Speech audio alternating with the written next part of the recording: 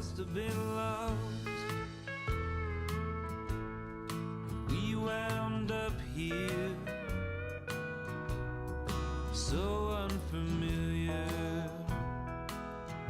but we're right at home. Wherever we go, we'll find the ramblers, all the vagabonds and stragglers, with their hearts of gold. And it's one more night of the heartache gospel, whiskey Pentecostal variety show. I can't let up now, and I wouldn't if I could. Pushing through the sunshine or the snow. Haven't slept in 3 days, maybe more.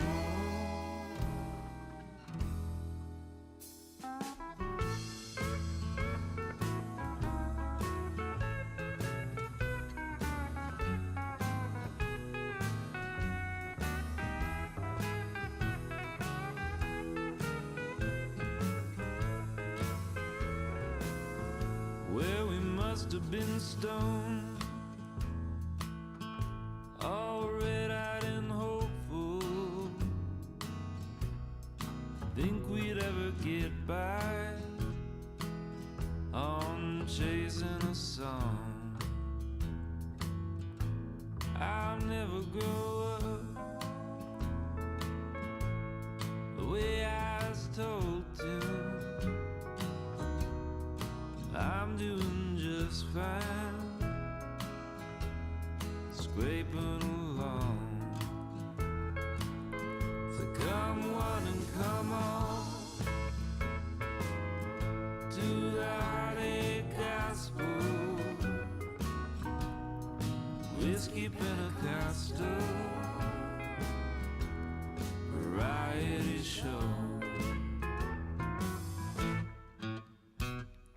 I can't let up now, and I wouldn't if I could.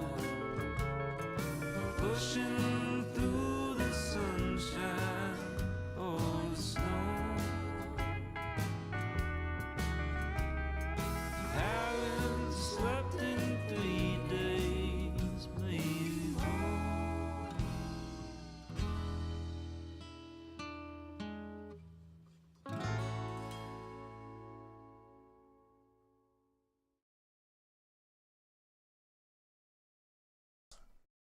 All right. Well, good morning, folks. I hope that everybody's doing well out there. Jordan Matchett here. Hope that you guys are all having a fantastic day. I'm happy to be back on here streaming again. We've missed the past 2 Sundays, guys, and it's on me, 110%. It's completely on me. I'm having a real humdinger of a time trying to get what I see other people that are great streamers. I'm just not getting the results that I want. So that's a real bugaboo. And I just want to say thanks for being patient with me. For anybody that is waiting for those Sunday morning streams, they are coming back. It's taking a little longer than I originally wanted. Maybe this Sunday, I don't know. I'm at the point, honestly, where I'm pretty much gonna have to hire somebody off of like Fiverr or some bullshit for an hour, because it's getting pretty tough out there. Not like I said, I'm using OBS, I'm using my Studio One DAW. The stuff that I'm trying to get in there is it's just not working out. I have an idea of what I want to hear. I have seen what I've wanted to hear from other streamers, and I'm like, how do I get that? So I'm on that journey. So thank you guys for being patient with me. But that's not what we're here doing today.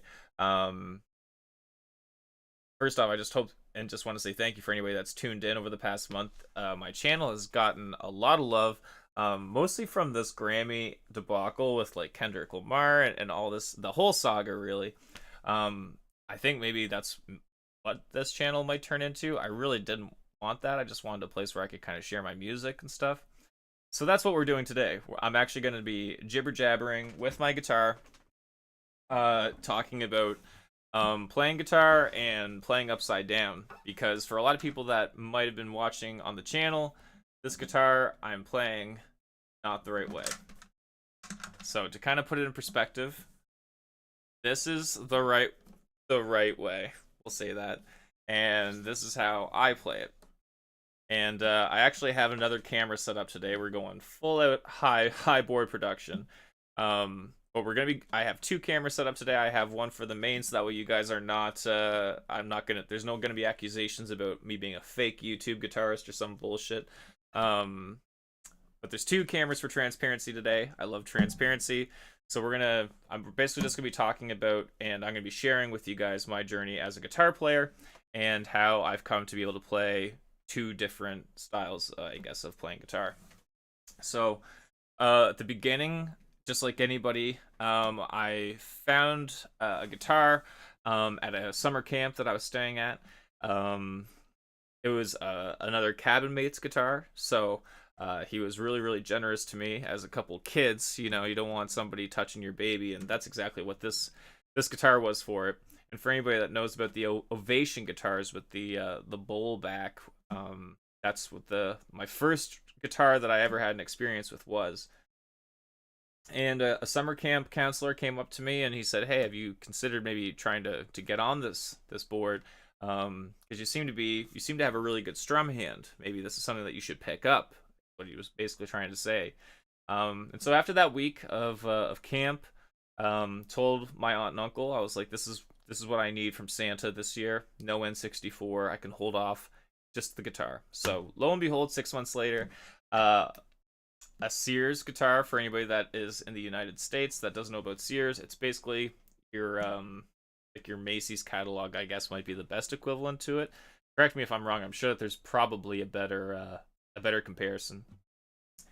But at any rate, I ended up getting this nylon, plain Jane, small acoustic guitar, which, looking back in hindsight, was great because it was a small guitar, economically sized, so it was comfortable to play. It wasn't like this huge thing, this massive dreadnought of a guitar.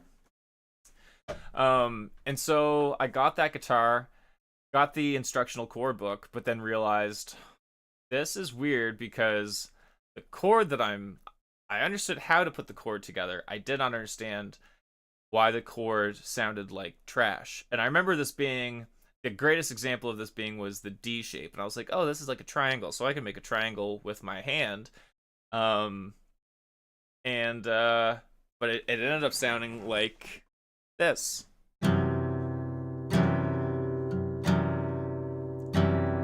Which everybody knows, a D chord sounds like this. So right on day one, I was not on the right track. Just a reminder, that was what I was hearing. So that did not work out very well.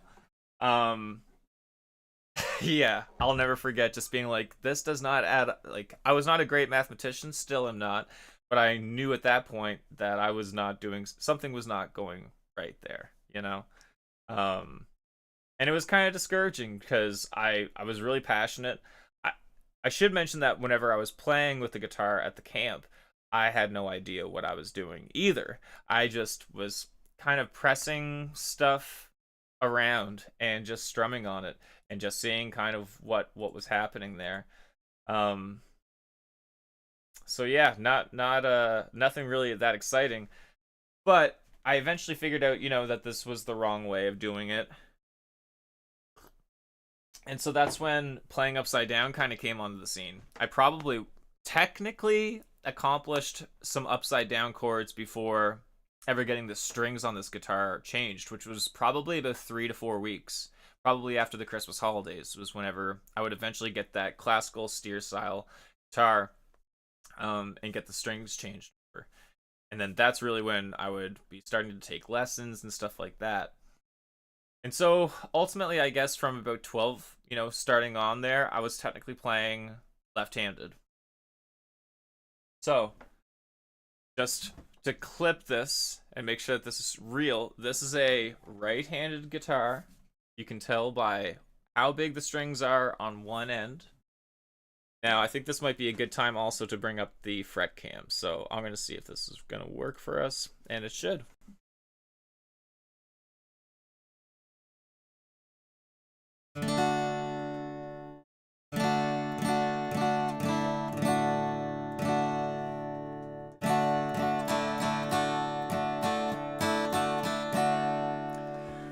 So, with that being said, this is pretty low production. I'm just throwing on a condenser mic. Again, I've been having problems with my own streams on Sundays, so I needed to get something on out here. And this is something that is really close to my heart, just because not just this is the style of guitar that I've chosen to play, but I'm not the first person to do this, and we'll get into that. But this is, you can tell by the strings and how close they are and how I'm holding it, that this is indeed a tried and true left-handed SG model guitar with the strings the proper way.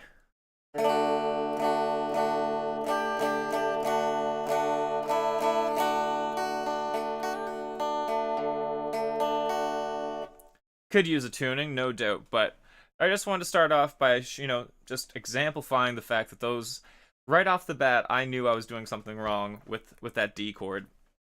And,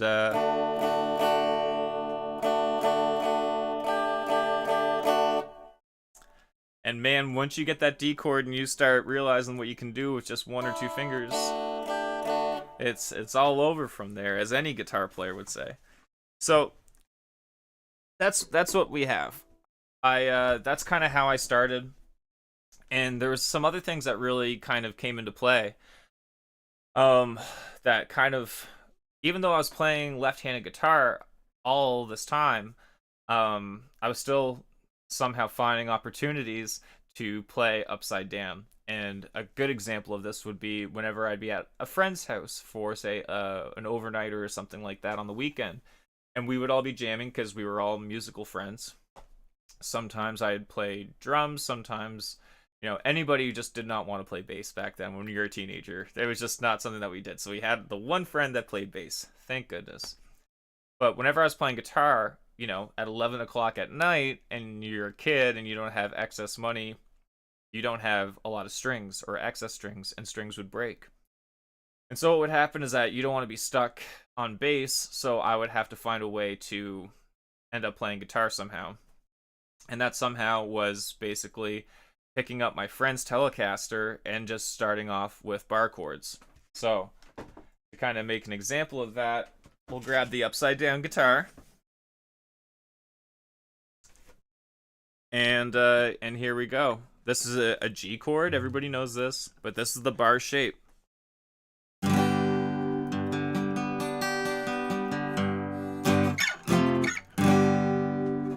Which I was like, okay, well, if a song's G, C, and D, then, ultimately I could probably go.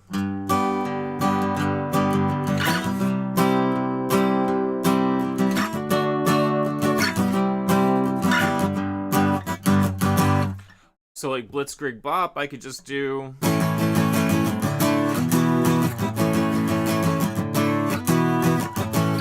That kind of thing, or Louie Louie.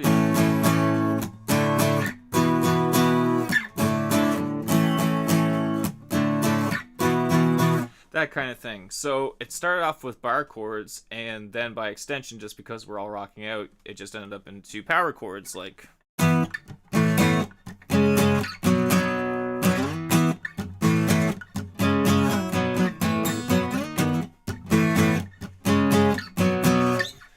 I'm not Tim Pierce, right? But it's an example.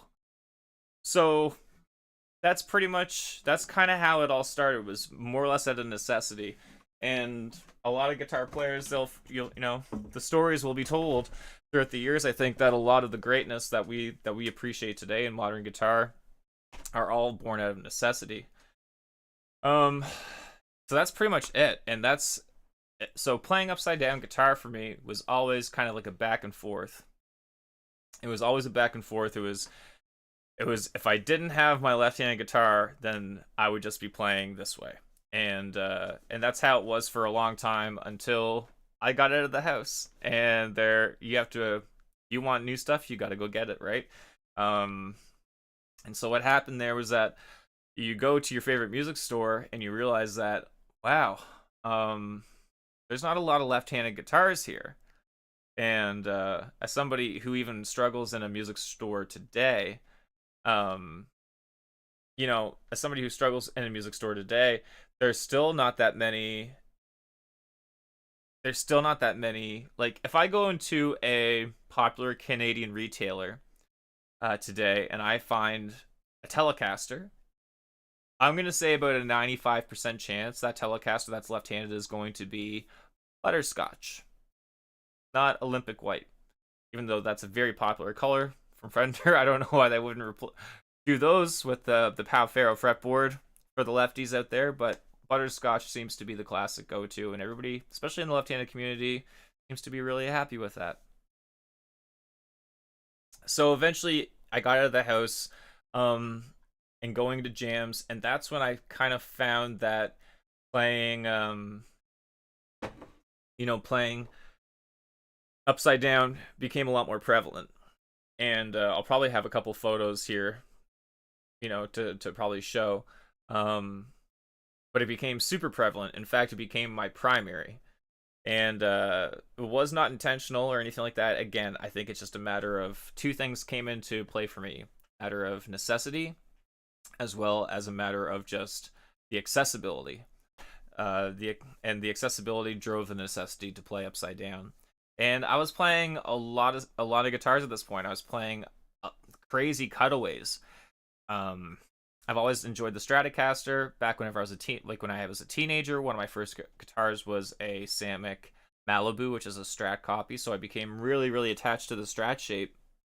But whenever I finally moved out west, as an adult and as a young man, the first guitar that came into my hands was a 62K Swingmaster, which was a hollow body jazz guitar. It's not something that I thought that I would be playing or desiring to play every day, but it was a fantastic workhorse, and it served me really well.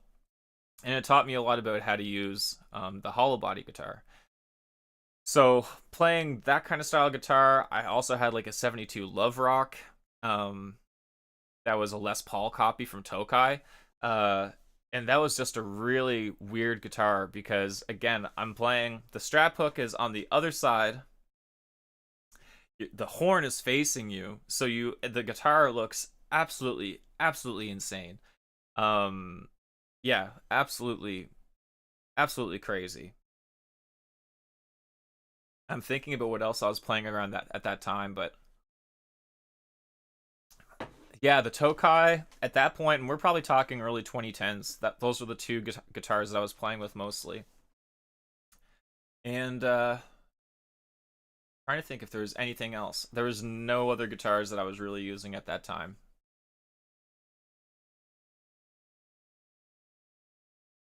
That's pretty much it.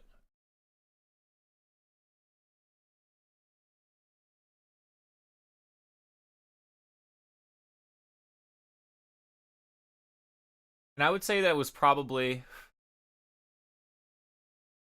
about a good full out decade where I was playing upside down from like just full out. I didn't think about a left-handed instrument because again, there was nothing really that accessible at all. Um and I was playing mostly acoustic guitars too. So I remember by the time I moved to Vancouver, I was playing a lot of Siegel. So I think I picked up like a Siegel S6 upside down. Um, and we can show like a video clip of that here. Simon and Patrick, which is also underneath the same Godin brand as Siegel. I was using a lot of that stuff. And I found that Godin particularly was a good company because they did actually have somewhat of a selection of left-handed guitars.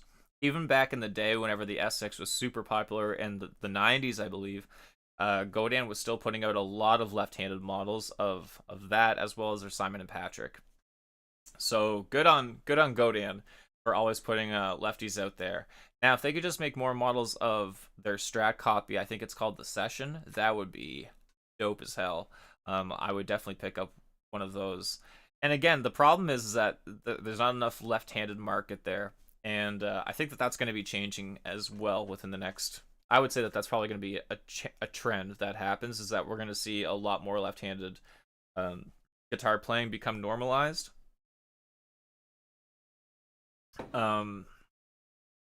Yeah, so I would say that probably all throughout like the probably from 2015 onwards, it was all Siegel all the time. I was very happy with it. By the time I moved to Vancouver Island, I think I was still using a Simon and Patrick. And there's probably some photos here that I'll probably throw up. Get it? Throw up. Anyway, that was a bad joke. Yeah. And then something happened. Something happened probably within the last 3 years. The last 3 years, definitely. Something happened in that my guitar playing changed, and I started listening to different stuff, and I got really, really heavy into players that were specialists in the Telecaster. And if any guitar player is not familiar with how frustrating a Telecaster can be to work with, it is the true. They call it the workhorse or the working person's guitar because it does everything. It rocks, it funks, it countries, it jazzes, it does it all. It really does. If you know how to use it, which is why there's specialists in the Telecaster world. And players like Red Volkart, Roy Buchanan, and a local guy near me who just loves his Telecaster as well. I ended up taking lessons from this gentleman, and have been very grateful to do so. And he taught me a lot about technique, because in the Telecaster things, there's a lot of moving parts with any string. There's a lot of vibrations, there's a lot of overtones, etc. And the Telecaster is a very sharp instrument, and I find anyway. But again, it can be everything. But if you're playing country, particularly, which is what I was trying to delve in on, it can be a very frustrating instrument for a new guy that's picking up a Tele for the first time, which I was. And that, just listening to that, trying to play the Telecaster better, more proficiently, picking up chicken picking and styles and stuff like that, and trying to listen and wrap your head around how I could get that, or how anybody gets that, was a real learning challenge for me. And I think that, because the fact is, I don't know any country players that are out there playing country guitar, or upside down guitar rather, or upside down players that are playing country guitar. I do know a lot of blues players that are out there playing upside down guitar, and they've always done this. It's generally been in that blues, R&B sector and genre of music. And so there wasn't like a lot of people like Jimi Hendrix or anything to grab onto when there wasn't like a left-handed upside down version of Albert Lee kicking around, you know what I mean? So it was kind of tough. So all I could really do was like watch people like Red Volkart and try and translate everything over to the fretboard, if that makes sense. And so the past 2 or 3 years, that's really where my left-handed, like, I never thought that I would even be playing an SG, let alone it being a left-handed guitar. But here I am. Yeah, I don't know.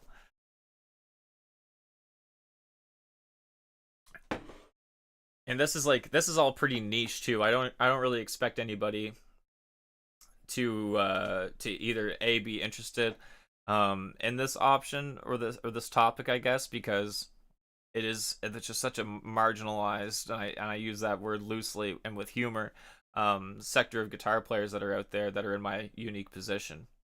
In fact, there's not really that many. I was looking at like ChatGTP earlier, and I was like, can you give me a list of 10? And there was some errors made. Let's put it that way. Definitely some errors. And ChatGTP almost forgot about Coco Montoya, which is absolutely crazy. But I guess I just kind of wanted to come on here and talk about this and some of the challenges too.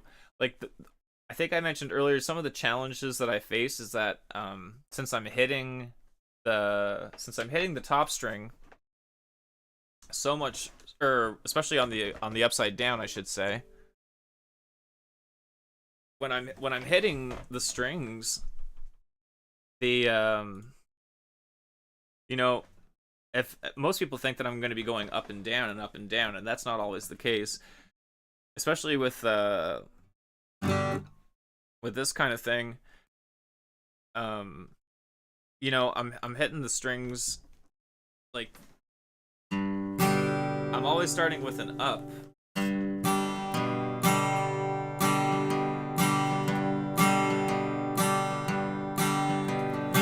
And I mean that's a country version, but like I could use like a rock version as well. Like we could do and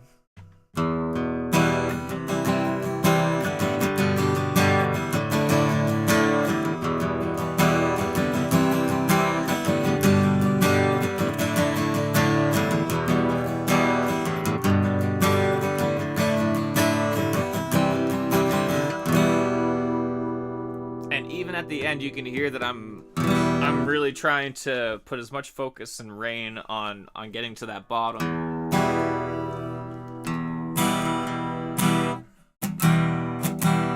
A lot of that stuff, if you've ever seen me perform live or look at my videos, you're gonna say that that's a huge part of my style. And I actually ended up having to steal that off of Jack White because of all people, even though he doesn't play upside down.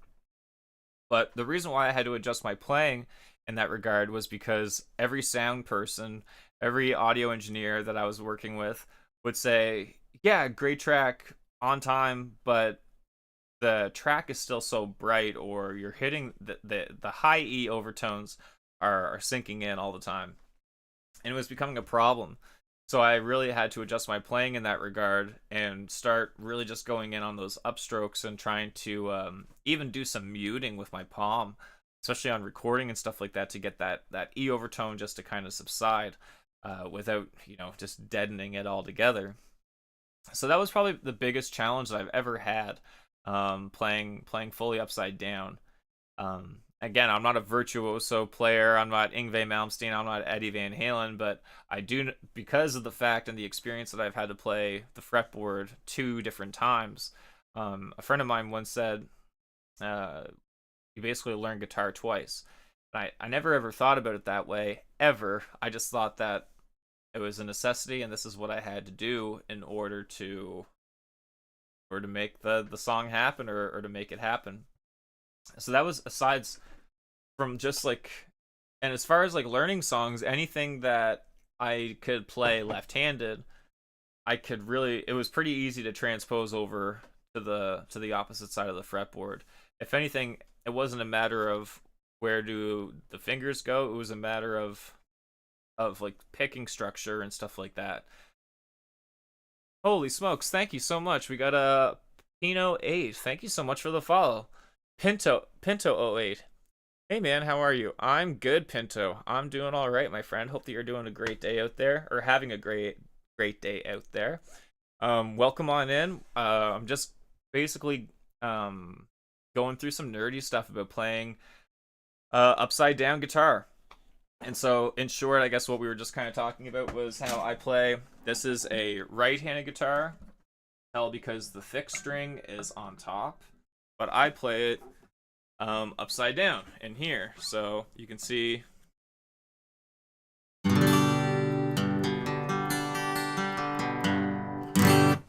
Pinto 08. I'm doing pretty good, man. Was playing some guitar as well. It's a good day to play guitar, man. Every day is a good day to play guitar. I'm not sure if I'm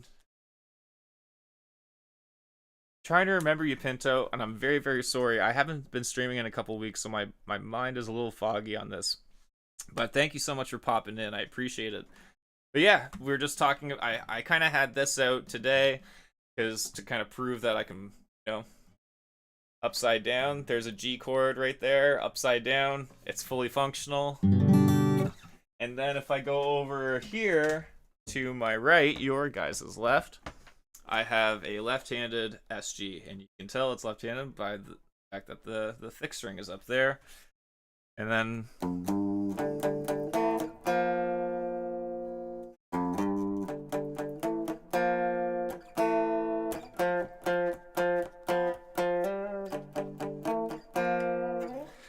And then if I go back to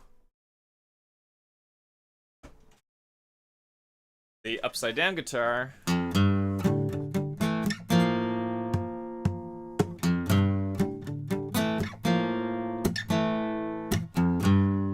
got to get the daily practice done. You're absolutely right, man.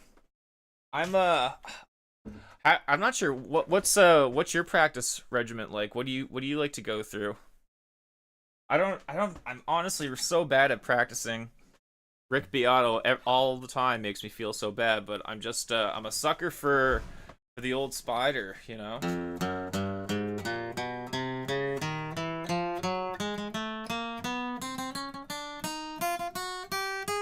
And I do like to variate the rhythm and the picking.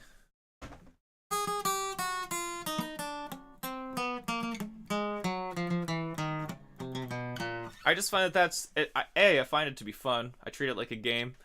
It's like an accuracy game. You're playing Guitar Hero with yourself, with without playing without playing Rocksmith or some bullshit. And that's pretty much what we're doing today. We're just talking about playing guitar every which way that you possibly can.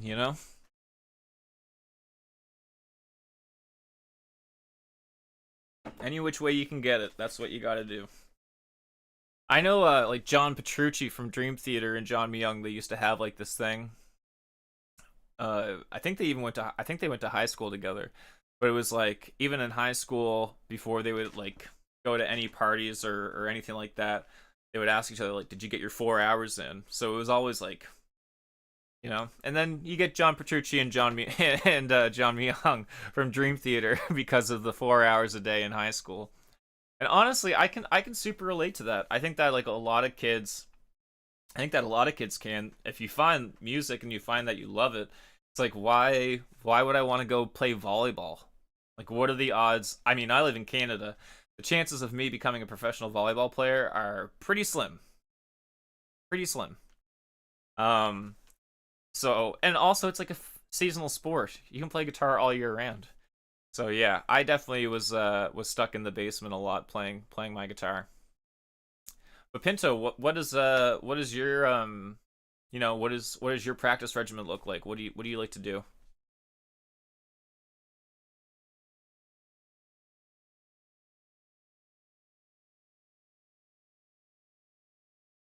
Oh, that's great, man. Still a beginner, so I don't have a complete practice guide. Well, that's awesome, man. There's that the G minor pentatonic scale is great. It's I mean, you can take that shape and you can apply it anywhere, right? So that's kind of the nice thing about it. Sweet Child of Mine. Dude, there's nothing wrong with Sweet Child of Mine. That was one of the first songs.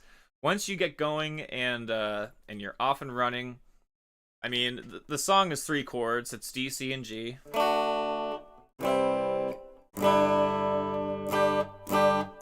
Easy, easy. Anybody, you can just strum along with it.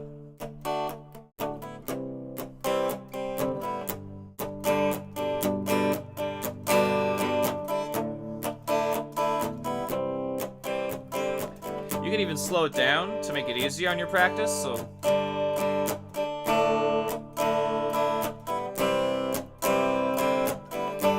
And then you can go try your riff.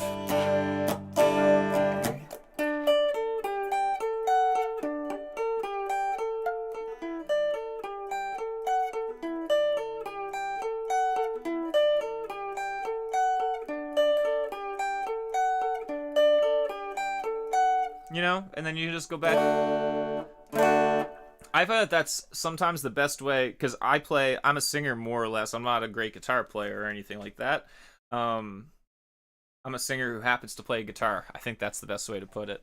But I think that when I'm trying to learn a song, something like Sweet Child of Mine, that's a very like riff-based song or a hook-based song on the guitar. Well, here's something, Pinto. That's awesome that it's going better than you thought it would. It's a pretty easy.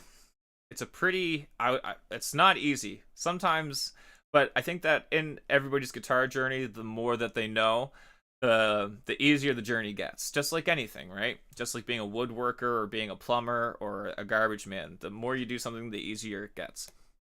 But A fun fact about this, and something that inspired me, was whenever I was first learning, was I read that Slash invented this riff, the whole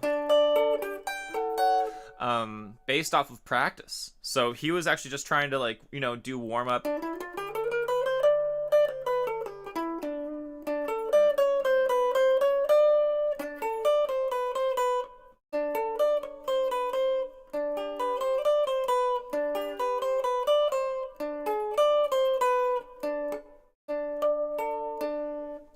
And then probably a eureka moment happened somewhere amongst all the fiddling, where he was like, okay, well, that's actually a chord, and that's actually a D chord. So you break up the chord.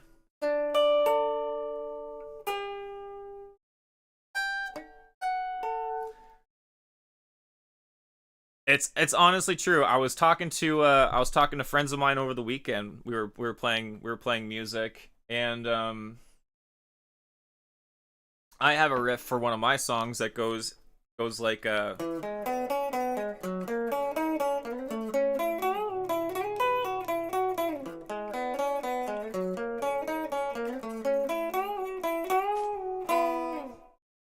um and for me, that sounds like a Beatles riff. So even though I might have, yeah, well, I don't, I'm a singer songwriter primarily, so I kind of hire bands, or I use whoever I can kind of get at my that's accessible to me.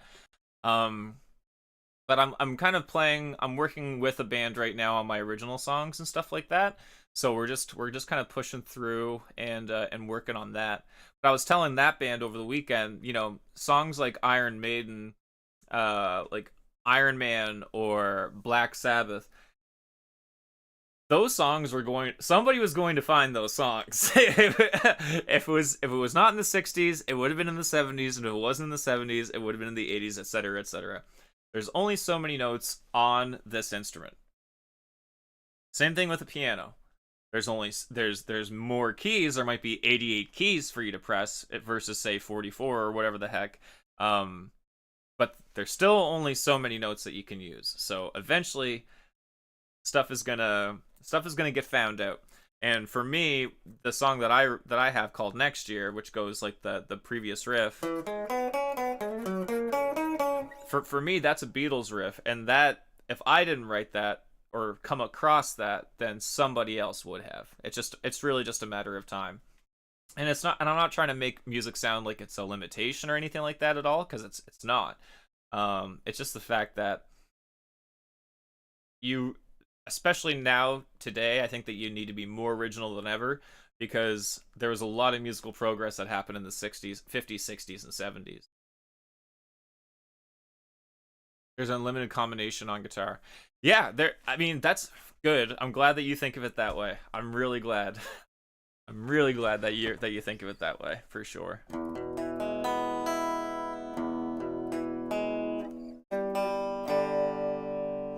What kind of guitar are you practicing on there, Pinto?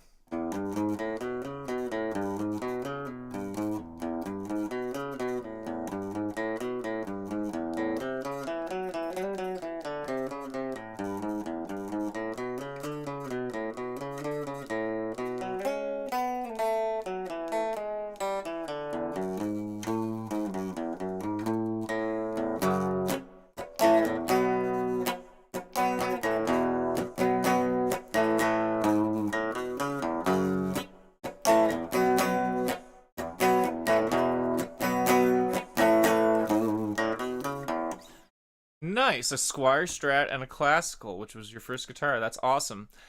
We're not so different, you and I. I was actually mentioning in the stream earlier, just regarding the beginning of whenever I started playing.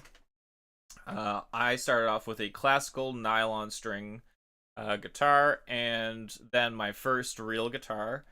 But I didn't have to switch the strings on. That was genuinely left-handed. Was a Strat copy, which was done by a company called Samick, and it was put out during a time when they had a really great series called the Greg Bennett series on, and really, really, really good. and a classical, which is my first guitar. That's awesome, man. Keep honestly, Pinto, keep going. Keep going, brother. That's what's up. Or sister, I don't know. Whatever you're doing. Well, thank you so much for popping in today. What kind of stuff are you trying to play? What kind of stuff are you what brought you? What kind of got you into your guitar? What inspired you to even pick it up? That's always a good start. Mine was being at a summer camp, and then a camp counselor said, "Hey, you're actually kind of good at this. Maybe you should check it out." Then I checked it out, and I got one for Christmas.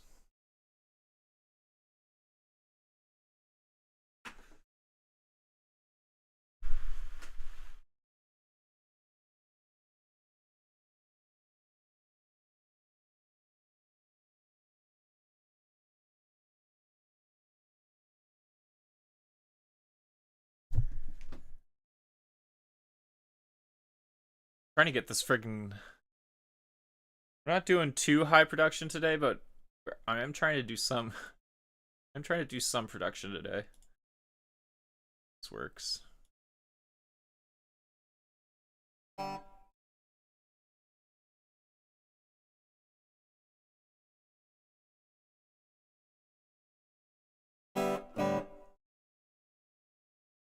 Well, that didn't work out very well. I've been having real problems. I've been trying to get my streaming and my sound and my live performance going, but it hasn't been going very good. I'm not very good at OBS. It's turning out, so it's been unfortunate, but it is what it is. I've always loved music, and I've always loved the idea of being in a band. That's kind of what got me into it, the desire to please people with music. That's awesome. That's awesome. I think that's a really good reason. It sounds like you obviously see that there's a lot of joy in music, and you want to bring people that joy. That's pretty honorable, my guy. Keep it up. Keep it up.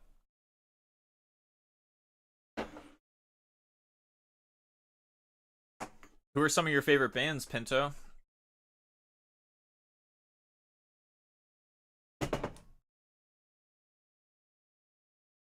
Man, that's so cool to read. You have no idea. I've always loved music. I've always loved the idea of being in a band. That's kind of what got me into it.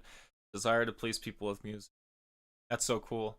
I don't think that it's kind of weird for me because I don't think that I started off with wanting to be in a band. It was really strange because I was raised and I grew up in the 90s where there's probably as many bands as there was like within the grunge and the Pearl Jam era. There was also like a lot of solo singer songwriters that were out there, and I found like a lot more inspiration out of the singer songwriter, just the one person with the message that has something to say. Um, but yeah, no, that's really cool. Thanks for sharing that with me. That's awesome.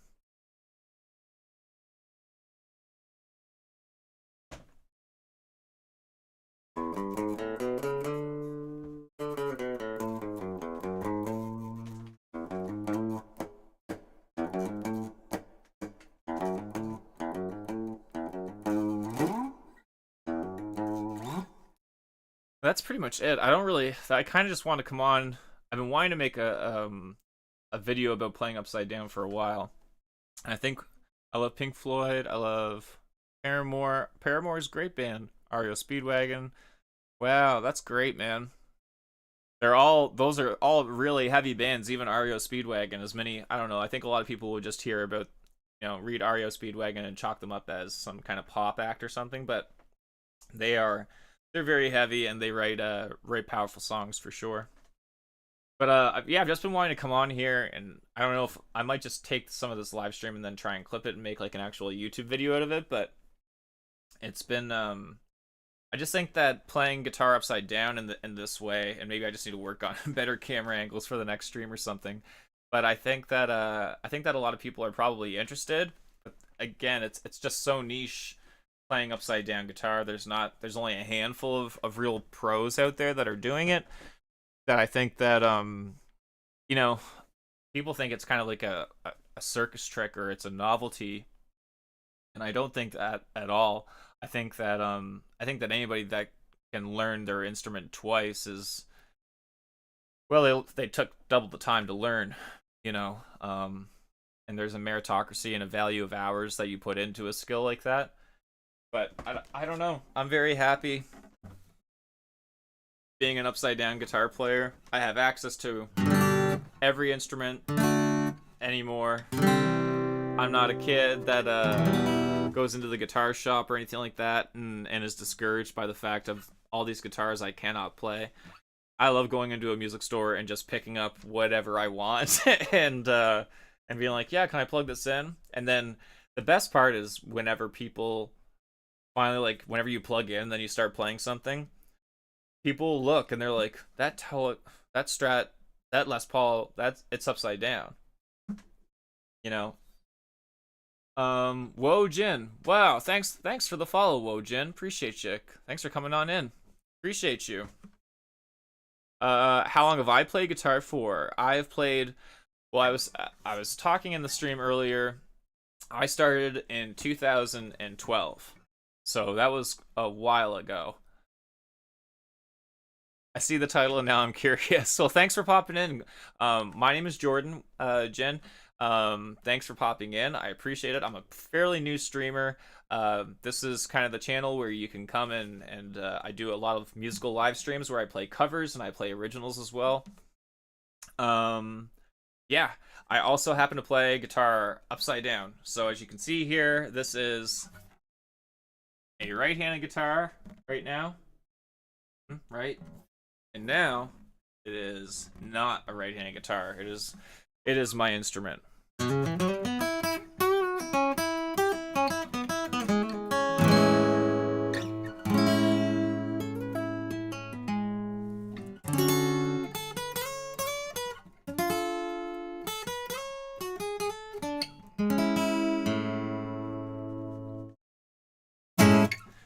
So yeah, I play upside down guitar. And then I also play left-handed guitar. So this is just an Epiphone SG, but as you can tell by the strings, it is genuine left-handed.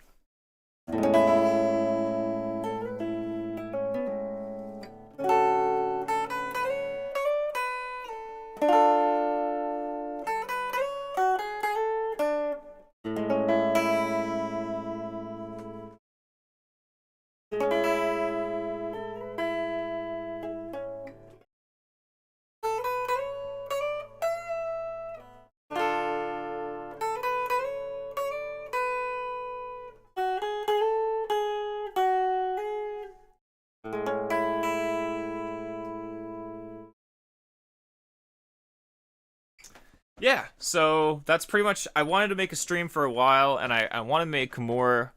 I'd like to make a proper YouTube video out of it, but I'm not. I'm limited in my skill set, and I'm tackling a lot of stuff at once as a new streamer. Thank you so much. I appreciate that. Thank you. Wow, or Wojin. Hard question, man. What's your top 5? Okay, top 5 bands. Gosh, okay. Top 5 of all time. All right, here we go. Gosh, this is so tough right now. I have to put Jimi Hendrix in there. John Mayer's in there. Again, I told you earlier that I'm more of a singer-songwriter guy. Bands. Who's a great band? The Foo Fighters with Taylor Hawkins. Probably one of the best. Queens of the Stone Age. I love. And I want to throw a country band in here, but I know that's probably not what you're after. So I'm going to say for the modern listener, my list goes as follows. It would be John Mayer, Jack White, Queens of the Stone Age, Foo Fighters, and Everclear. Just as a 5th hot take. That would be mine. So John Mayer, Jack White, Queens of the Stone Age, Foo Fighters, and Everclear. That would pretty much be it. I would also input Big Shiny Tunes 3 which is a Canadian compilation album that comes out, or that came out in the 90s back when I was a kid. Everything off of Any Big Shiny Tunes record was pretty hit. Pretty hit. Yeah, Wojin, what are your favorites? Who's the top 5?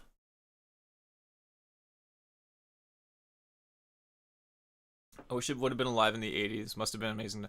Brother, I'm not that old, okay? I'm born in 89.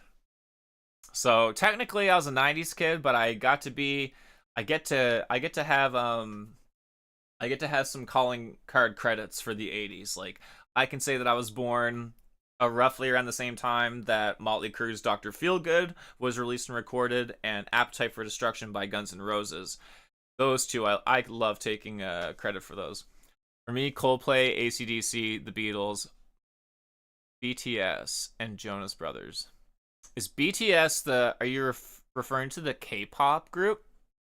Is that who you're referring to? I think, is it BTS, I think, is the K-pop group, right? Yeah, Korean boy band.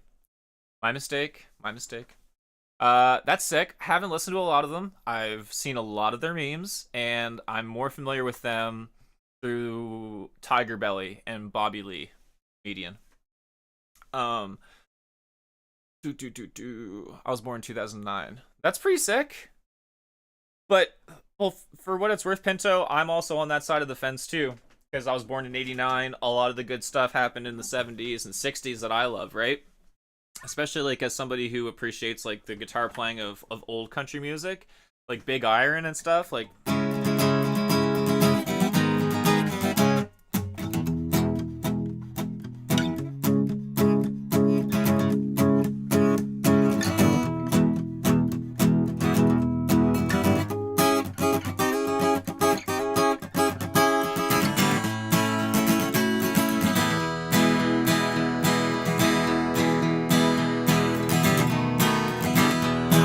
You know, that Big Iron stuff. That's some of my favorite stuff. That like when he goes like.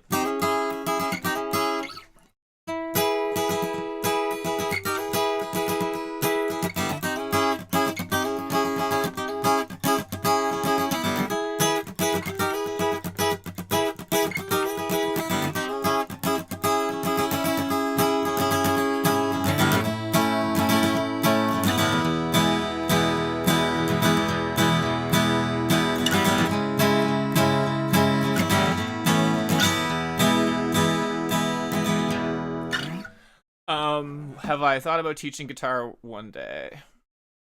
Oh wait, I missed something. Sorry, Wojin. Bush League. Holy smokes. Okay, sorry. Yeah. Holy. Thanks for popping in, Bush League. The Bush League podcast, folks. If you guys are out and about on the YouTubes and stuff like that, go check out the Bush League podcast. They're a great insight into Canadian culture and you know, just the great Canadian way. So if you want to explore your cultural horizons, go check out the Bush League podcast. Those guys rule. I've never wrapped my head around how you do that. Well, that's why we're talking about it today. You know, I think that there's like I talked to ChatGTP about this today, and they messed up big time. I get it was like, give me 10 players that play upside down.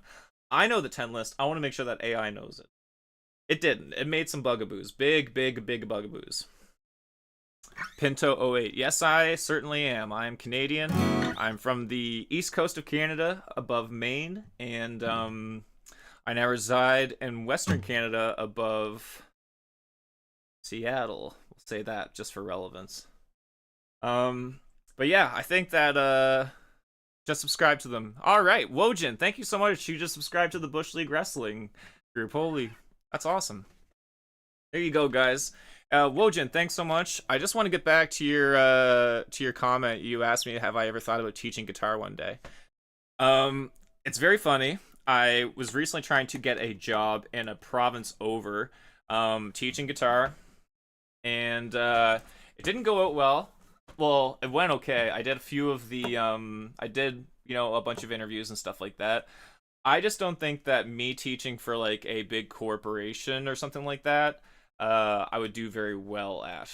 I think that I would be a good private teacher, but I don't think that I could yeah, I couldn't do it for like a music school, I don't think that would be my jam really. But I mean, I've taught guitar to people. I love teaching. Um yeah, it's something that brings me a lot of joy, and I think that if it can help out anybody with their musical journey, then I'd be happy to help. But yeah, I think the problem that I would have with teaching for like a proper music school is that eventually, and it's just a numbers game. It's nothing bad about the student or anything like that. I just think that like it's a tough deal to kind of like tell the parents like, hey, I'd love to have all of your money, but but I have to break the news that your kid doesn't give a shit about guitar. You know, it's kind of it's kind of tough. Like my job is to make the school run, but in order for that, I kind of have to play like a half farce, and I can't tell a parent to keep giving me money if their kid's not into it. It's just I cannot feel good about myself as a teacher or as a musician. Especially when that kid is like at an age in their life where they could like find another hobby that might inspire them further instead of them wasting, you know, money and their own time and their parents' time and all that stuff and resource for not, you know. But aside from that, yeah, I'd be very happy to. You never know, maybe in a year you're stuck in the middle when you work for certain corporations like that. Big time, yeah. And ultimately, like I personally think that my reputation is more important than a corporation's. That's just how I feel, and I don't want to be known as a liar in my personal musical career. And you'd be surprised at how many people take money and like being taken advantage of monetarily. They take that pretty seriously. So you don't want to really mess around with that, even if it's on behalf of you know, Big Brother or the corporation. But yeah, I love teaching guitar. I think that one of the reasons why I was like really trying to get in with this particular company was that I thought that would, if I could at least get in, then at least then that could catapult me to the next opportunity. Um and so yeah. And I think that just being able to have the perspective of the like of the left-handed and the right-handed in mind, I think that that could really pose a positive impact on the learning experience as well, because whether or not I'm dealing with somebody who's left-handed or right-handed, it's all good really in the end. But folks, I really have to use the washroom, so I'm going to take a quick little break, and in the meantime and in between time, we are going to listen to one of my favorite little bands out of Alberta, Calgary, Alberta. These are the Red Hot Hayseeds. Thank you guys so much for tuning in. I will be right back in about literally 2 minutes. By the time this song's done, we'll be back and we'll chat. Feel free to leave me some questions in the comments. If you guys want me to try out a song today, we can definitely give it a go. But you can hear that the low value production here is very, very real. So there's no reverb and it will be very dry. Thank you guys so much for popping in. Stay tuned. I will be right back.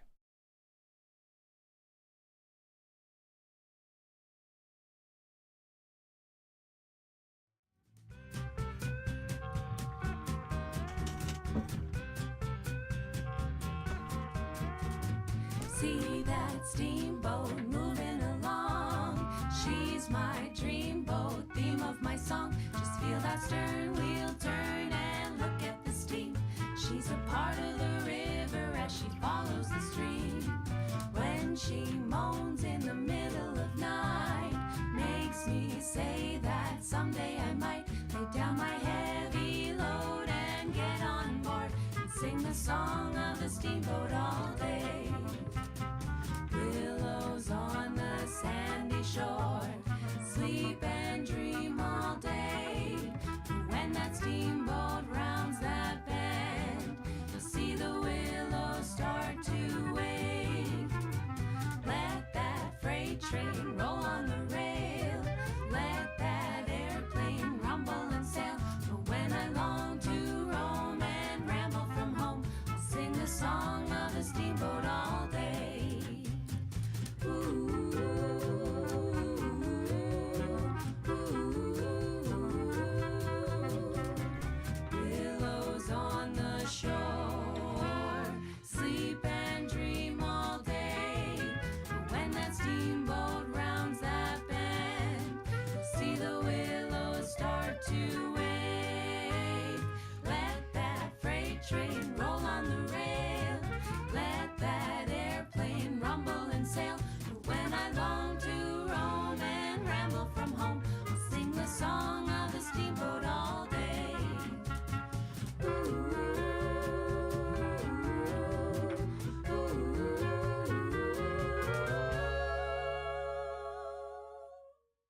All right, and that was the Red Hot Hayseeds.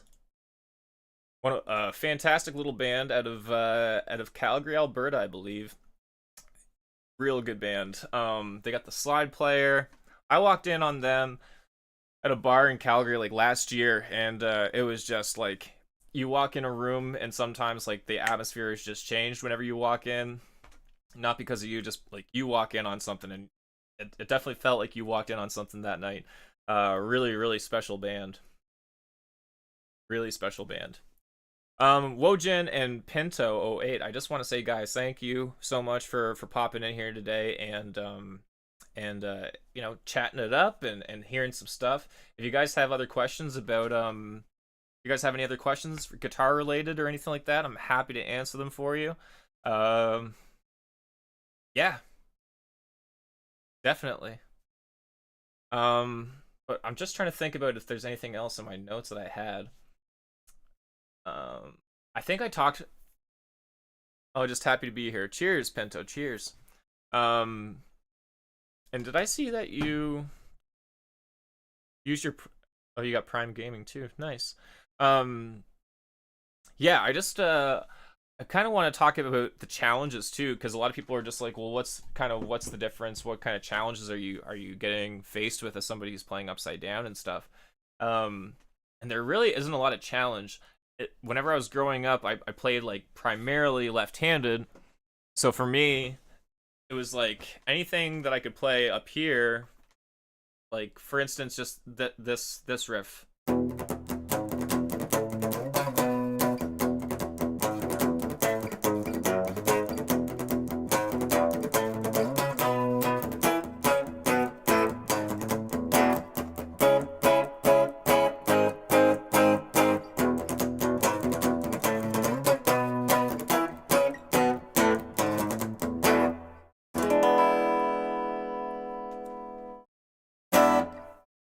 Oh, it's all Pinto. I'm not about the subs, buddy. I'm just trying to get out here and share the wealth of music, pal. All good. All good. I'm not worried about subs, pal. Just happy that that you guys are here and we're all chilling. That's the main thing. But for instance, like that, if anybody knows that song, it is it's the theme song to the King of the Hill show. So that is an example. Whenever I first learned it, it was more about like, okay, well, how do I take that upside down, and then I have to, or take that, you know, the proper way, and then flip it upside down. Then you would get something like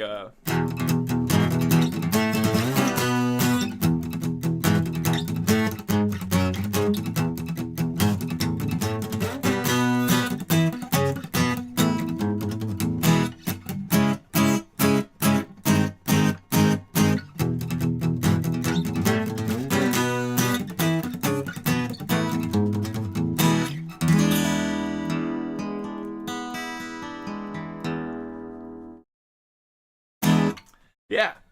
So for me, it was like if I can get it down left-handed naturally, then it's for some reason my brain would just allow it to kind of transpose itself on there. And not perfect the first time or anything like that. As you can hear, there's definitely some nuances and traces of my playing that that don't sound the same. And again, I was talking about this earlier, but if I'm in the studio and I'm playing both guitars through, you know, the board or anything like that, it's almost like two different guitar players in a way because of the way that it's getting hit, the way that it's even being held, especially on an acoustic or an electric guitar. You know, both of them have their own ways. Like the electric guitar is vibrating all over the place, so you're gonna get all the vibrations that are happening within that wood that's happening. You know, you're gonna get everything up here. Like say if something's loose up there, you're gonna get that. If you have a loose bridge down here, loose pickups, loose screws, all this stuff rattles and it all affects the overall sound of what's gonna come through. And as far as the acoustic, it's like, well, let's put it this way. If anybody can hear this chair as I'm rotating it, you can hear it at all. Imagine recording with that, and then on top of that, for instance, you know, I'm holding my acoustic. You can hear that. That's me trying to play guitar in a chair with arms, right? And so if you're trying to record acoustic, that stuff, it all makes it on there. So you have to be very, very careful, even with the acoustic, about, you know, what strings you're muting. If I'm playing a D, well, I really don't want that E to be strung out either, right? And that's kind of like another thing with some of like the techniques, I guess I would say that loosely, that you've had to build. Like for me, if I'm doing like a Hendrix style G chord, which generally speaking is like a, and then there's the bass note on the top E string. Well, I don't have my index finger to get that, but I am hitting it. So where is it coming from? Well, it's coming from right there. Right there is where all of my E strings kind of go whenever I'm doing those Hendrix chords. Right on the meat of that finger.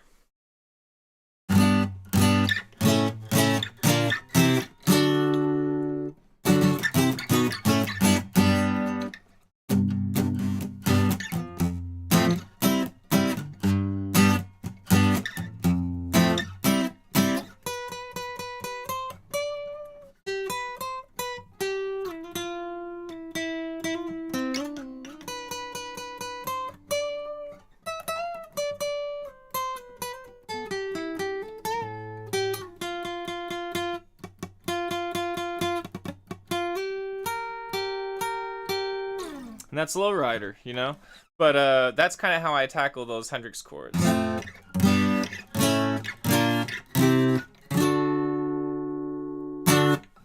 Yeah. Whew. Well, folks, I think we're gonna call it. I really needed to get out and get on stream about playing upside down guitar. It's something that is a part of me. It's a part of my brand.